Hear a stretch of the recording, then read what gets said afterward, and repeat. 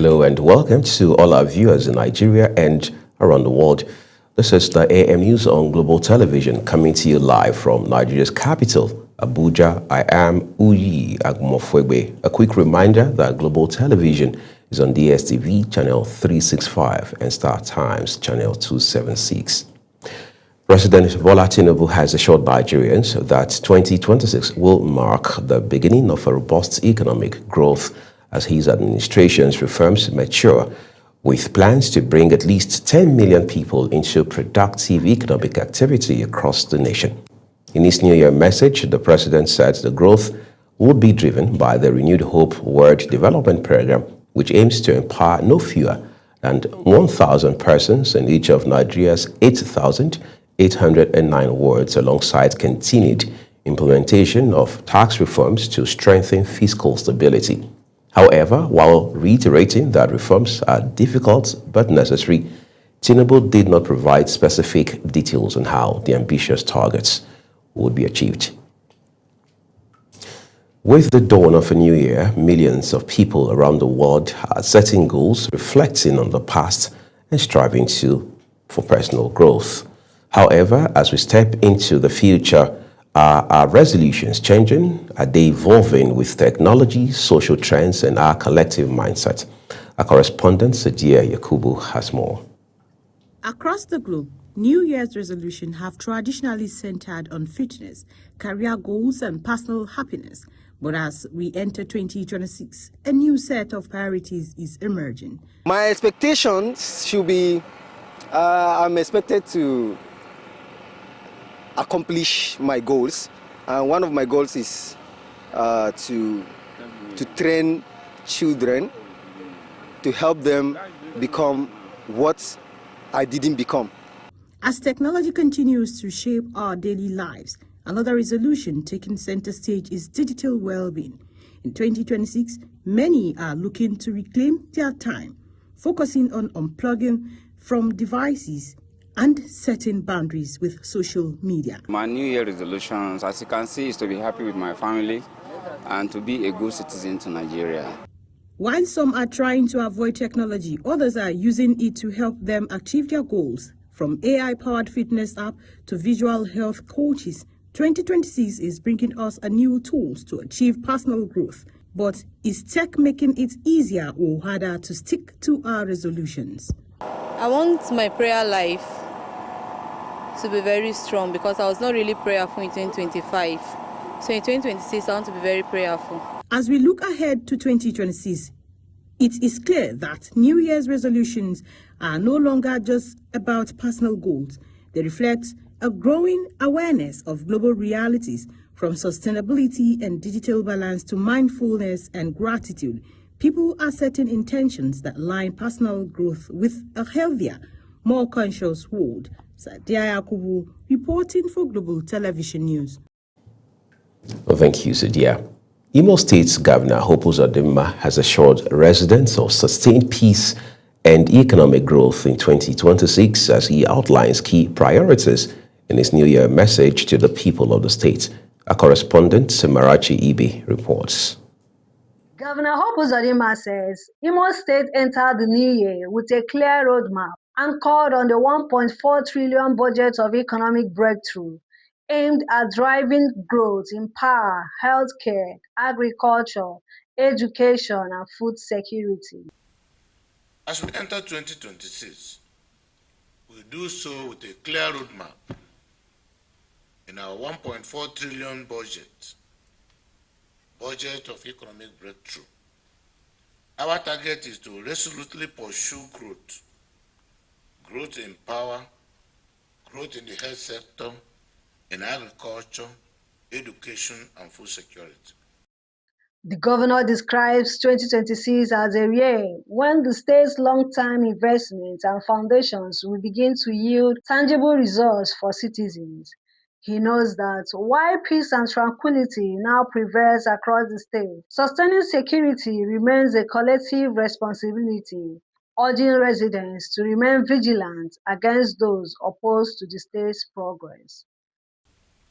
For us in Imo State, 2026 is the year our foundations will yield a massive harvest. However, as we enjoy the peace and tranquility that now pervades our landscape, we must work consciously to sustain it. We must not lose sight of the fact that there are still those who are unhappy with the progress of our state. Uzodinma also expresses delight at the return of Imo sons and daughters from across the globe during the festive season. He commended President Bola Tinubu for economic reforms that have begun to stabilize fuel and food prices, providing relief to citizens and enabling states to mobilize more resources for development. From Government House Annex Olo, Amarachi Ibe, reporting for Global TV News. Let's turn to Benue State now, where Governor Hyacinth Alia has signed the 2026 appropriation bill into law, unveiling a spending plan aimed at repositioning the state's rural economy as well as driving inclusive growth. The budget prioritizes agriculture, infrastructure, and livelihood support. Felicity Ndere has the rest of the story. Governor Hyacinth Alia has signed into law the 2026 budget of over 695 billion naira, with an increase of about 89.5 billion naira from the initial amount of 605.5 billion naira presented. The appropriation bill, initially presented at 605.5 billion naira, was reviewed by the Benue State House of Assembly and increased to 696 billion naira after legislative scrutiny. This budget will be implemented with discipline, compassion, and results in mind. Presenting the bill for assent, the Speaker of the House, Alfred Biga, said the adjustments were made to reflect prevailing economic realities and the policy direction of the administration. We dedicated our time and energy to make sure that we meet the deadline for the passage of the bill. So we have seen in the budget hope for Benue people.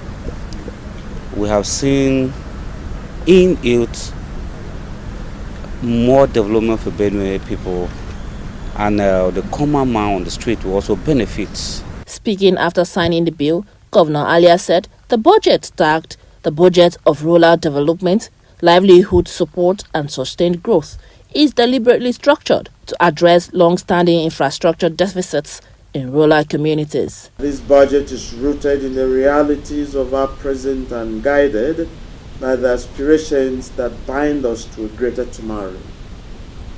At the heart of Benue lies a strong rural foundation that feeds the nation, preserves our culture, and anchors on our path to inclusive growth. For decades, these rural communities carried the weight of neglect despite feeding the nation. And with this budget, we make a bold declaration. The era of rural neglect is over. The 2026 approved budget has over 313 billion naira as recurrent expenditure, while an amount over 381 billion naira is for capital expenditure. In Makudi, Felicity Ndere, reporting for Global Television News. My sister and my brothers. Brilliant reporting as always. Thank you, Felicity. The Niger Delta Development Commission, NDDC, has presented its 2025 budget estimates to the House of Representatives Committee on NDDC, unveiling a 1.75 trillion naira proposal focused on consolidation, accountability, and sustainable development across the Niger Delta region. National Assembly correspondent Anieche Patrick now reports. The House Committee hearing in Abuja, the Managing Director and Chief Executive Officer of the NDDC, Dr. Samuel Oboku, appeared before lawmakers to give an account of the Commission's 2024 performance and outline priorities for the coming year. Dr. Oboku described the NDDC as a critical vehicle for delivering federal government development initiatives to the Niger Delta, stressing that the 2024 budget presents a clear shift from what he called transactional spending to a transformational development model. According to the NDDC Managing Director, the 2025 budget is designed to be people-centered, participatory, and aligned with the renewed hope agenda of the federal government. I think we will definitely deepen stakeholders' engagement in different aspects, both in the area of youth, women, and also even entrepreneurs in the region. We have carried out such engagements in the past, but for the honorable member to say we should deepen it, it is also well taken. We are going to carry out other engagements. On budget performance, the Commission disclosed that its 2024 budget of renewed hope projected a revenue of 1.91 trillion naira, but recorded an actual inflow of 1.945 trillion naira as of October 31st, following the extension of the budget cycle to December 2025. For 2025, the proposed 1.75 trillion naira budget of consolidation represents a 9% reduction from 2024, reflecting a no borrowing policy and tighter fiscal discipline. As of October 31st, 2025, the Commission's actual revenue stood at 1.985 trillion, exceeding the target of 1.911 trillion for April 2024, September 2025 by 104%. The House Committee Chairman, Erikate Ibori Senu, and members assured the Commission of legislative support while emphasizing the need for transparency, accountability, and value for money to ensure that budgetary allocations translate into tangible benefits for the Niger Delta communities. For our communities, this budget represents hope, opportunity, and the promise of a better quality life. The House Committee is expected to submit the proposal to further scrutiny before approval as stakeholders look to the 2025 budget to address long-standing development gaps in the Niger Delta. From the National Assembly, Anie Tie Patrick, reporting for Global TV News. Let's take you back to Imo State now, where the Governor, Hope Uzodinma, has signed into law the 2026 appropriation bill, estimated at about 1.4 trillion naira, described it as a product of strong collaboration between the executive and the legislature. The signing ceremony was held at the new government annex. Olu Marachi Ibe was there for Global Television. Governor Uzodinma said to the bill days after its passage by the Imo State House of Assembly, completing the constitutional process of checks and balance. Governor Uzodinma says the transition of the budget from estimates to law reflects democratic strength and commended the lawmakers for their diligence. He described the budget of economic breakthrough as ambitious, noting government's commitment to revenue generation, completion of ongoing projects, and sustained infrastructure development across the state. So as a government, we work to generate the revenue and not spend the revenue.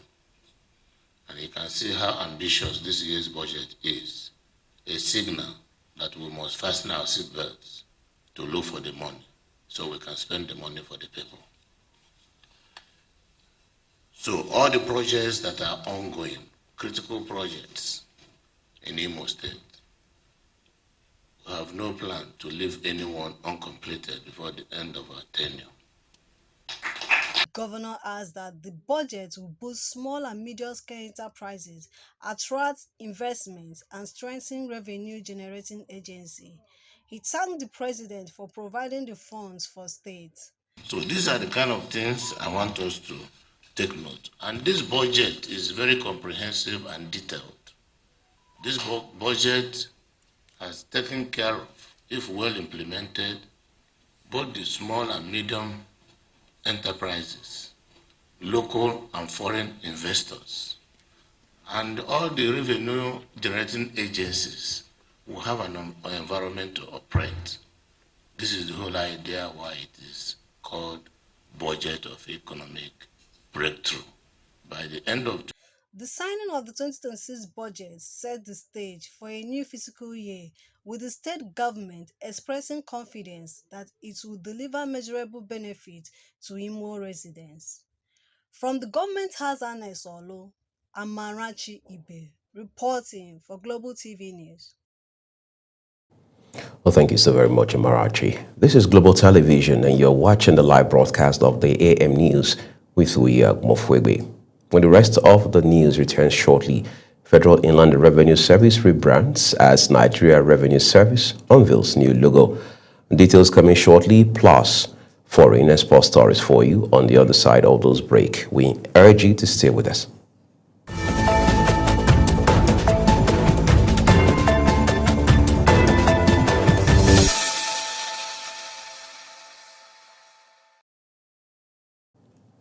Thank you so very much for staying with us, everyone. The second part of this news broadcast now returns with business.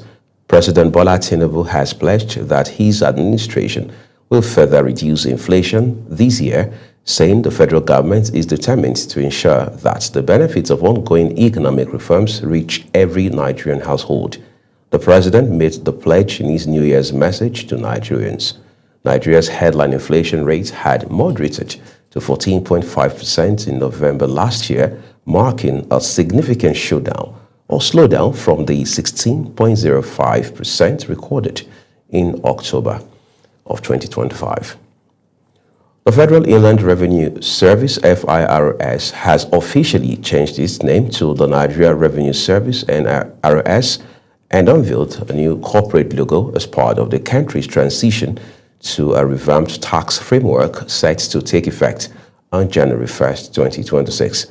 The unveiling took place in Abuja, led by the service's executive chairman, Zach Adedeji, following the enactment of the Nigeria Revenue Service Establishment Act 2025, which was signed into law by President Bola Tinubu in June of last year.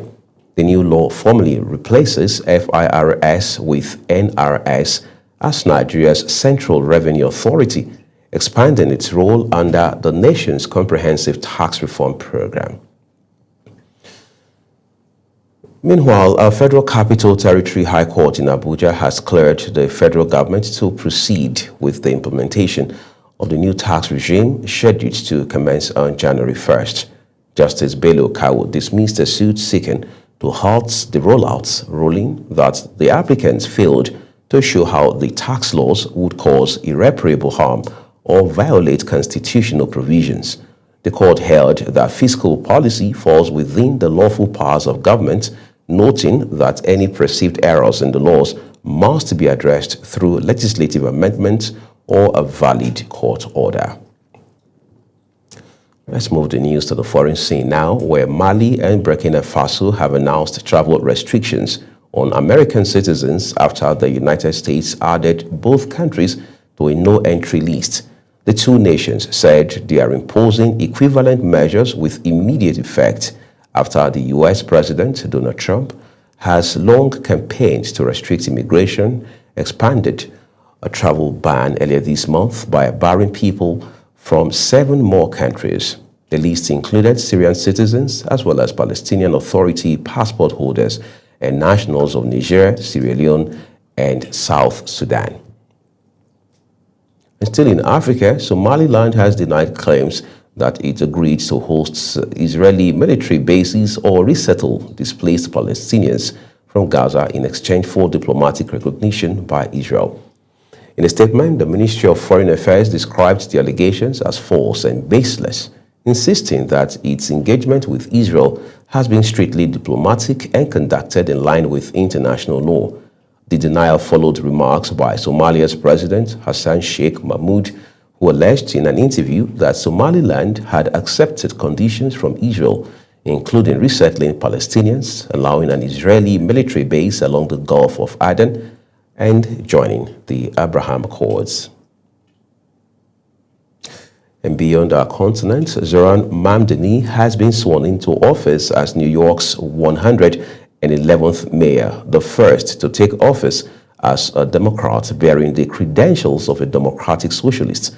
The 34-year-old was sworn in by Letitia James, the state's Attorney General, in a disused subway station beneath City Hall that acts as turnaround for the Local 5 train, to be followed by a first-of-its-kind public block party along Broadway's Cayon of Heroes. Okay, it is now official. Thank you. Mr. Mayor, congratulations. Thank you so much. Zoran Mamdani said it is an honor and the privilege of a lifetime as he announced and welcomed a new transportation commissioner for the city, Mike Flynn. Mamdani, the young upstart of the U.S. left, will take over as New York mayor for a term sure to see him cross swords with President Donald Trump. After the clock struck midnight, bringing in 2026, Mamdani took his oath of office at an abandoned subway stop to begin managing the United States' largest city. Thank you so much for everyone for being here. Happy New Year to New Yorkers, both inside this tunnel and above. And I cannot wait to see everyone tomorrow as we begin our term. This is truly the honor and the privilege of a lifetime. And after just having taken my oath to become the mayor of the city of New York, I do so also here in the old City Hall subway station, a testament to the importance of public transit, to the vitality, the health, and the legacy of our city. It, however, remains to be seen if Mamdani, virtually unknown a year ago, can deliver on his ambitious agenda, which envisions rent freezes, universal childcare, and free public houses. It, however, remains to be seen if Mamdani, virtually unknown a year ago, can deliver on his ambitious agenda, which envisions rent freezes, universal childcare, and free public buses. One flashpoint might be immigration raids as Trump wages an expanding crackdown on migrants across the United States, an issue over which the president and the new mayor do not share the same perspective. Uyi Agbomofwegbe, reporting for Global TV News. Well, quite a landmark development for the city of New York. Now let's go catch some action from the world of sports. Gabon sports minister has announced the banning of veteran players Pierre-Emerick Aubameyang and Bruno Chilmanga, the suspension of the whole national team and the sacking of the coaching staff following the Panthers' disastrous showing at the Africa Cup of Nations. An injury time winner by Bozumana Touareg condemned Gabon to a 3-2 defeat against defending champions Ivory Coast at the AFCON. A third consecutive defeat in as many outings ensured that they finished rock bottom of Group F below heavyweights Ivory Coast and Cameroon, but also Mozambique. Chelsea have confirmed the departure of manager Enzo Maresca following a run of one win in 7 Premier League matches that left the club 5th on the table. The decision follows growing fan unrest and a breakdown in relations between the 45-year-old and the club's hierarchy, with sources citing internal disagreements and public dissent over ownership and squad planning. Maresca, who joined in July of 2024 and led Chelsea back to the Champions League while winning the Conference League and Club World Cup, leaves ahead of Sunday's clash with Manchester City.